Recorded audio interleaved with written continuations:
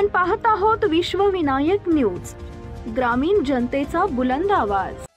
लातूर उमरगा रोडवर नारंगवाडी पाटीजवळ Innova car व पिकअपचा अपघात, 3 किरकोळ तर 2 गंभीर जखमी। शिवसेना नेते बाबा पाटील यांच्या गाडीचा अपघात, बाबा किरकोळ जखमी व इतरही किरकोळ जखमी।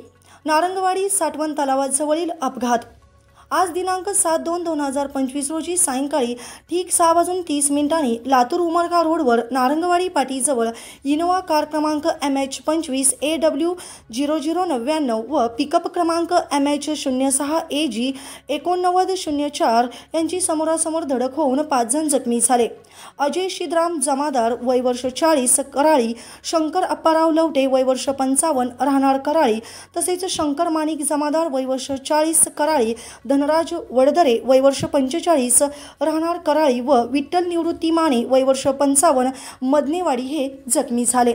सदर अपघाताची माहिती मिळताच उमरगा चौरस्ता येथील जगद्गुरू नरेंद्राचार्य महाराज संस्थान नानीज धाम यांची रुग्णवाहिका तातडीने घटनास्थळी दाखल होऊन जखमींना विश्वेकर हॉस्पिटल उमरगा येथे दाखल करण्यात आले आहे। उमरगा प्रतिनिधी विकास गायकवाड, विश्वविनायक न्यूज।